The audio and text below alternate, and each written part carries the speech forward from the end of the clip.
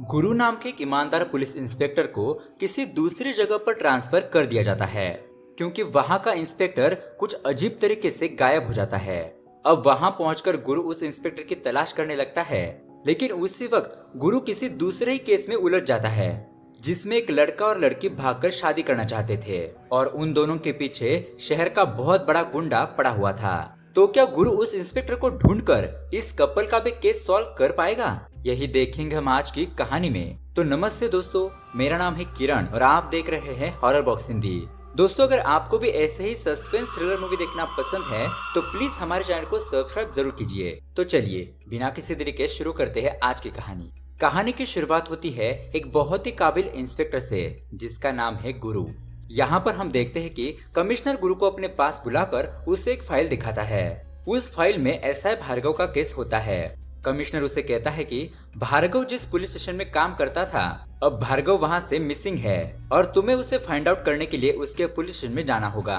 अब गुरु कमिश्नर का ऑर्डर मानकर उस केस को सॉल्व करने के लिए निकल पड़ता है। अब सबसे पहले गुरु अपनी पत्नी गंगा को कॉल करता है और उसे फटाफट अपने सारे कपड़े पैक करके जहाँ पर उसका ट्रांसफर हुआ है वहाँ आने के लिए कहता है। और इस तरह से सबसे पहले गुरु उस पुलिस स्टेशन में पहुँच जाता है। जहाँ पर पहुँचने के बाद उसे पता चलता है कि दरअसल इस पुलिस स्टेशन में कुछ काम चल रहा है, 2-3 दिन में सब कुछ सेटल हो जाएगा। अब यहाँ पर नया ऑफिसर आया है। ये बात सुनकर कांस्टेबल संपत अपने पुलिस स्टेशन में आता है और यहाँ पर गुरु संपत से भार्गव की फाइल मंगाता है। इसी दरमियान हम देखते हैं कि गुरु की पत्नी गंगा भी वहाँ पर आ जाती है। उसके बाद गुरु उस पुलिस स्टेशन के एक चोर को अपने घर पर लाकर उसे घर के कामों में लगा देता है। और दोस्तों, इस चोर का नाम होता है नागा। अब उसके अगले दिन गुरु भार्गव के घर पर चला जाता है और उसकी पत्नी से भार्गव के बारे में इंफॉर्मेशन पूछने लगता है। भार्गव की पत्नी उससे कुछ फाइल्स और कागज वगैरह देती है और गुरु उसे स्टडी करने लगता है। उसके बाद हम देखते हैं कि उसी रात जब सारे पुलिस वाले दारू वगैरह पीकर चिल कर रहे होते हैं तो वहाँ पर गुरु इस एरिया के बारे में पूछने लगता है। यहाँ का कांस्टेबल उसे बताता है कि इस एरिया में रेत की स्मगलिंग ज्यादा होती है और इसी सिलसिले में यहाँ के क्राइम बढ़ चुके हैं। अब गुरु एक सिंसियर ऑफिसर होता है, इसी वजह से वो उसी वक्त कुछ न्यूज रिपोर्टर को किसी चेक पोस्ट पर बुला लेता है। यहाँ पर हमें एक बात पता चलती है कि कुछ न्यूज रिपोर्टर ने कुछ दिन पहले ही इन पुलिस वालों पर उंगली उठाई थी। अब ये सब यहाँ पर बातें कर ही रहे थे कि तभी वहाँ पर रेत के कुछ ट्रक्स गुजरने लगते हैं। जब पुलिस वाले उन ट्रक्स को रोकने की कोशिश करते हैं तो वो लोग फायरिंग करने लगते हैं और इसी फायरिंग में एक गोली उस न्यूज रिपोर्टर को भी लग जाती है। अब ये देखकर गुरु भी खतरनाक तरीके से फायरिंग करने लगता है और लगभग सारे ट्रक को रोक ही लेता है। अब उसके बाद क्या था, सारे न्यूज चैनल पर ये खबर आग की तरफ फैल जाती है और उसके दूसरे दिन ये खबर नाना नाम के एक बंदे को पता चलती है। और दोस्तों, ये रेत के ट्रक इसी नाना के होते हैं। और दोस्तों, इस माफिया नाना का एक बहुत अच्छा दोस्त होता है जिसका नाम है बली और वो उसके लिए कुछ भी कर सकता है। खैर, अब उसके बाद एक रात कांस्टेबल संपत और उसका साथी किसी दुकान के आसपास जाकर हफ्ता मांगते रहते हैं। तभी वहां पर संपत देखता है कि एक कपल लॉज के अंदर जा रहा है। ये देखने के बाद संपत और दूसरा कांस्टेबल उस लॉज के अंदर जाते हैं और उस लॉज के अंदर जो आदमी था उससे पैसे लेकर बाद में जो कपल अंदर गया है उसका रूम नंबर पूछने लगते हैं और वो आदमी डर के मारे रूम का नंबर बता देता है। अब संपत उस रूम का दरवाजा खटखटाता है तो वहाँ पर एक लड़का और लड़की उस दरवाजे को खोलते हैं। संपत उन्हें देखकर कहता है कि तुम्हारे गले में ना तो मंगलसूत्र है और ना ही तुम्हारी मांग भरी हुई है। इसका मतलब यह है कि तुम दोनों हस्बैंड और वाइफ नहीं हो और दिखने में भाई बहन भी नहीं लगते। बताओ क्या काम कर रहे थे यहाँ पर? लगता है तुम दोनों ऐसे नहीं मानोगे, चलो गाड़ी में बैठो। ऐसा कहते हुए संपत उन दोनों को पुलिस स्टेशन ले जाने लगता है, लेकिन रास्ते में संपत उन दोनों से 10,000 रुपए मांगने लगता है। वो दोनों कहते हैं कि हमारे पास तो इतने पैसे नहीं हैं। अब ये बात सुनने के बाद कांस्टेबल संपत उन दोनों को जबरदस्ती पुलिस स्टेशन लेकर ही आता है। वो उन दोनों को रात भर पुलिस स्टेशन के अंदर ही बिठा कर रखता है। अब दोस्तों, सुबह हो जाने के बाद गुरु पुलिस स्टेशन में आता है और यहाँ पुलिस स्टेशन में गुरु उन 2 कपल को देखता है। वो दोनों कपल गुरु से कहने लगते हैं कि सर, मेरा नाम रवि है और इस लड़की का नाम है भूमि।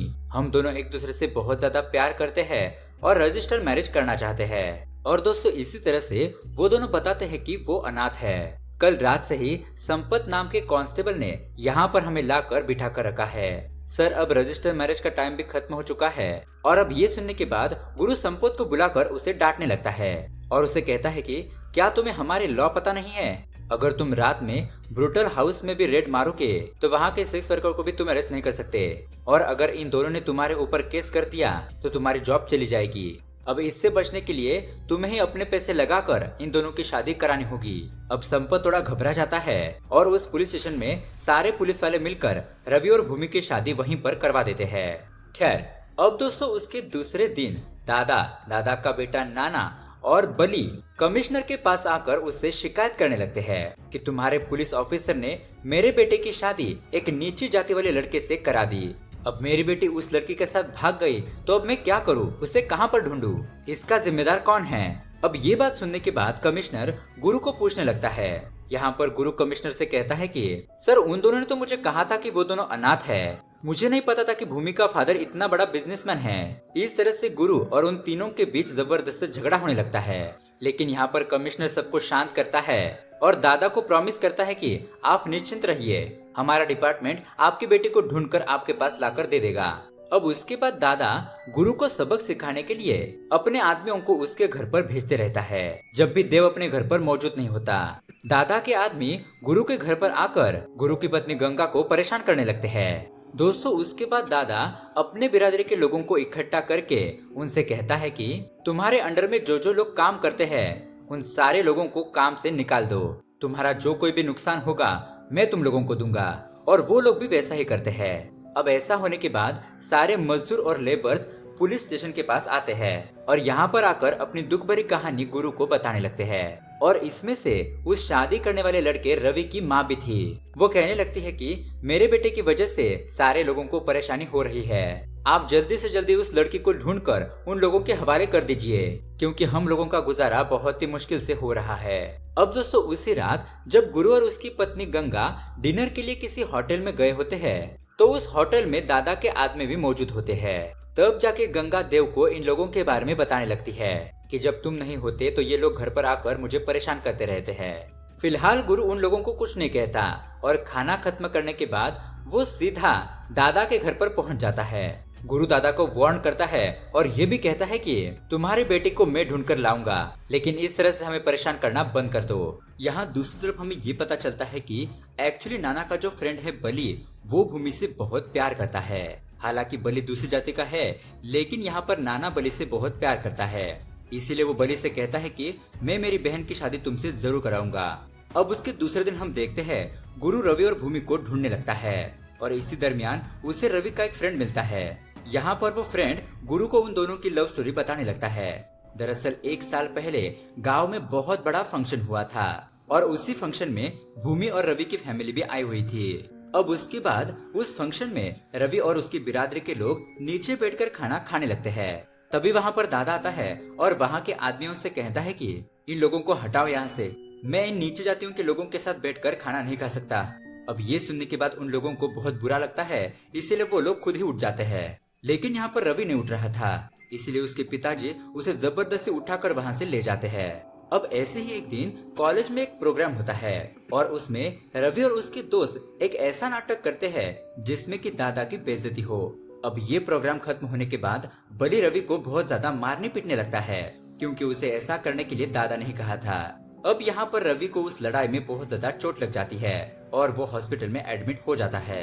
वहाँ पर भूमि उससे माफी मांगने के लिए आती है और कहती है कि मुझे माफ कर दो, मेरे भाई ने तुम्हें मारा पीटा, इसीलिए मैं तुमसे सॉरी कहती हूँ। अब दोस्तों इसी घटना के बाद इन दोनों में बहुत ज्यादा बातचीत बढ़ जाती है और देखते ही देखते ये दोनों एक दूसरे से प्यार करने लगते हैं। अब ऐसे ही एक दिन इन दोनों को एक साथ बली देख लेता है और वो समझ जाता है कि भूमि रवि से प्यार करती है।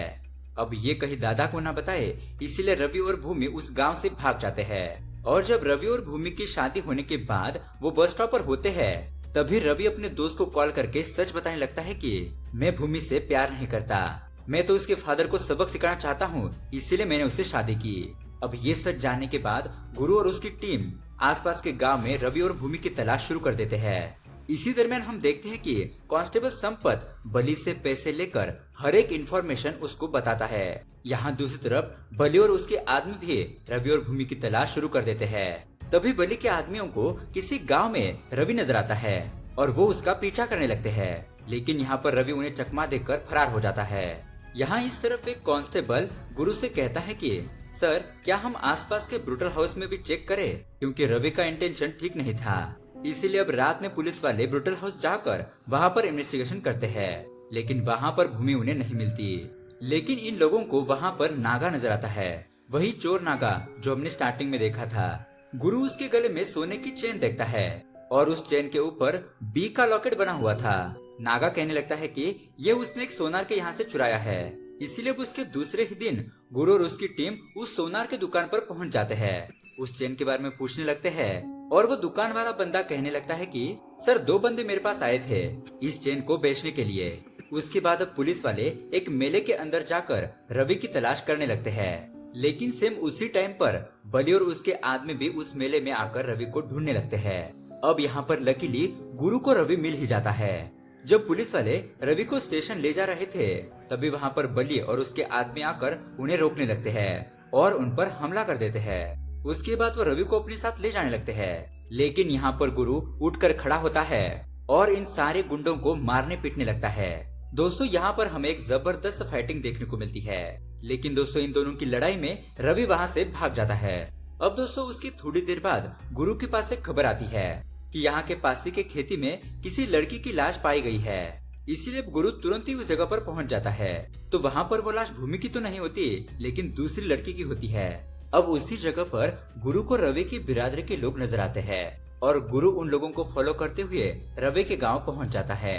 और आखिरकार वहाँ पर गुरु रवि को पकड़ ही लेता है। वो रवि को मारने पीटने लगता है और भूमि के बारे में पूछने लगता है। और यहाँ पर रवि गुरु के सामने असली राज रिवील करता है। जब रवि हॉस्पिटल में था तब उस वक्त जो इंस्पेक्टर गायब हुआ है वो भार्गव, वो और उसकी वाइफ हॉस्पिटल में आए थे वहाँ पर दादा से बदला लेने के लिए। यहाँ पर भार्गव ने रवि को एक प्लान बताया कि रवि भूमि से झूठा प्यार करे और दादा के इलीगल बिजनेस के बारे में उसे इंफॉर्मेशन देता रहे, स्पेशली रेत की स्मगलिंग के बारे में। अब यहाँ पर रवि की मदद से इंस्पेक्टर भार्गव काफी सारे ट्रक को पकड़ लेता है। अब एक दिन रवि बली और नाना को रंगे हाथ पकड़ने के लिए भार्गव को कॉल करता है और उसके बाद वो वहाँ से चला जाता है। और उसके बाद क्या हुआ ये रवि को कुछ भी पता नहीं। उसके बाद जब रवि और भूमि बस स्टॉप पर होते हैं तो उस वक्त भूमि रवि की सारी बातें सुन लेती है जब रवि अपने फ्रेंड के साथ बात कर रहा था। अब यहाँ पर सच्चाई पता चलने के बाद भूमि उसे कहती है कि मैंने तुमसे सच्चा प्यार किया, लेकिन तुमने मुझे धोखा दिया, मुझसे प्यार करने का झूठा नाटक किया, और वो भी मेरे पापा को सबक सिखाने के लिए। ऐसा कहते हुए भूमि बहुत ज्यादा इमोशनल हो जाती है। अब रवि ये सब कुछ देखता है और यहाँ से वो भूमि को असली प्यार करने लगता है। उसके बाद वो दोनों भटकते भटकते रवि के गांव में आ गए। अब उसके बाद रवि ये सब कुछ बताते हुए गुरु को भूमि के पास ले जाता है। मतलब कि दोस्तों, भूमि यहाँ पर सही सलामत होती है रवि के घर में। उसके बाद गुरु रवि और भूमि को अपने साथ चलने के लिए कहता है, लेकिन वो दोनों नहीं मानते। लेकिन इंस्पेक्टर गुरु उन दोनों को समझाता है और कहता है कि मैं तुम दोनों के पिता से बात करूंगा।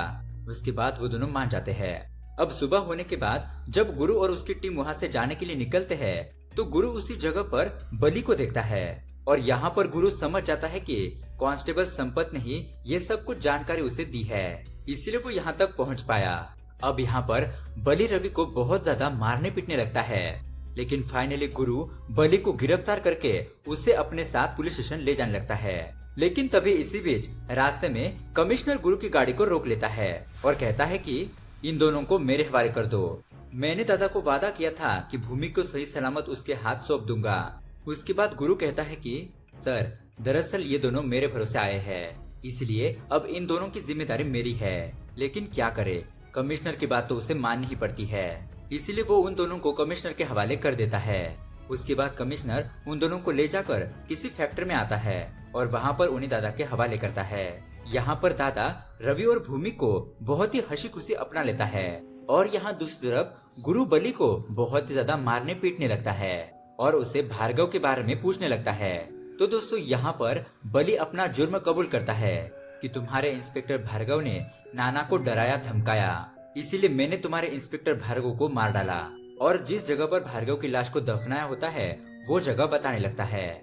उसके बाद उसे कोर्ट में हाजिर किया जाता है और जज बली को बहुत ही कड़ी से कड़ी सजा सुनाते हैं। खैर, अब उसके कुछ ही दिनों बाद पुलिस वालों को किसी बंदे की लाश मिलती है। गुरु वहाँ पर पहुँचता है और उसे पता चलता है कि वो लाश और किसी की नहीं बल्कि रवि की होती है। वहाँ पर रवि का चेहरा टोटली बिगड़ा हुआ था। उसके बाद गुरु रवि के हाथ पर लगा हुआ टैटू देखता है और उसे सब कुछ समझ में आता है। गुरु उसी रात कमिश्नर के पास जाकर उसे एक थप्पड़ लगाता है और उसे कहता है कि मैंने आपके भरोसे पर उन दोनों को आपके हवाले किया था। उसके बाद कमिश्नर जो कुछ भी हुआ वो सब कुछ बताने लगता है। जब कमिश्नर ने उन दोनों को दादा के हवाले किया था तो उसके बाद दादा और नाना ने रवि और भूमि को बहुत ही बेरहमी से मारा पीटा। जब कमिश्नर फिर से उस जगह पर जाता है तो तब तक देर हो चुकी थी। रवि और भूमि मर चुके थे, लेकिन दोस्तों यहाँ पर लकीली भूमि बच गई थी। उसकी सांसें अभी भी चल रही थी, इसीलिए कमिश्नर भूमि को तुरंत ही हॉस्पिटल ले जाता है।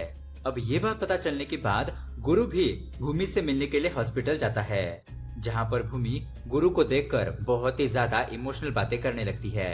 अब यहाँ पर भूमि की जिंदा होने की खबर नाना को पता चलती है, इसीलिए वो अपने आदमियों को बोलकर उसे हॉस्पिटल में तलाश करने के लिए कहता है, लेकिन वो उन्हें कहीं नहीं मिलती।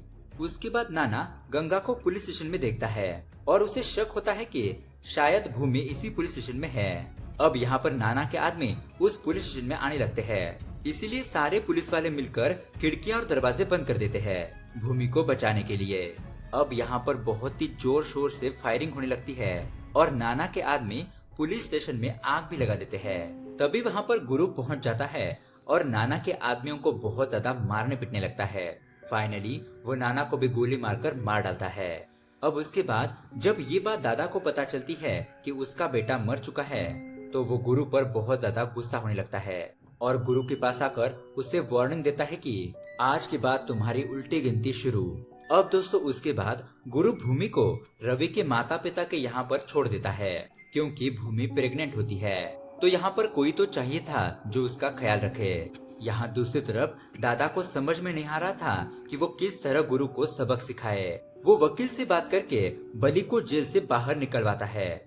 उसी रात बलि गुरु को कॉल करता है और उसे वार्निंग देता है कि अब तुम्हारे पुलिस की फैमिली गई समझो। उसके बाद बलि कांस्टेबल संपत और एक दूसरे कांस्टेबल का एक्सीडेंट करवा देता है। अब गुरु उन लोगों को संभाल ही रहा था कि तभी बलि एक लेडी कांस्टेबल के घर पर जाकर उसे कुत्तों से कटवा देता है। इस तरह से वो हर कांस्टेबल को नुकसान पहुंचा रहा था।